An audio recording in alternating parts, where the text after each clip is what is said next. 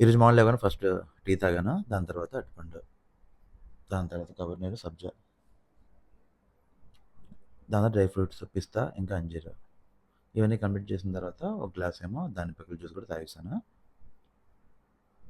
అది అయిన తర్వాత లంచ్కి వచ్చేసరికేమో ఫ్లాక్స్ సీడ్ పొడి, నువ్వుల నూనె. చాలా రోజులు అయింది పొడి వేసుకొని. సో పొడి తినేసాను ముందు. దాని తర్వాత ఆనపకాయ పప్పు. ఈరోజు సింపుల్ లంచ్. సో కర్రీ ఏం లేదు, ఆనపకాయ పప్పు ఇంకా పచ్చడి, నిమ్మకాయ పచ్చడి. దాని తర్వాత అప్పడం. బాగుంది కాంబినేషన్. నిమ్మకాయ పచ్చడి, ఆనపకాయ పప్పు ట్రై చేయండి.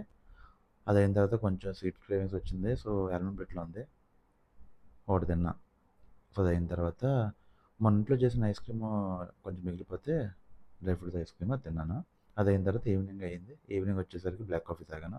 దాని తర్వాత ఇంట్లో చేయమని చెప్పాను సూప్, టమాటో సూపు. ఇప్పుడు బయట తాగడమే బాగోదు.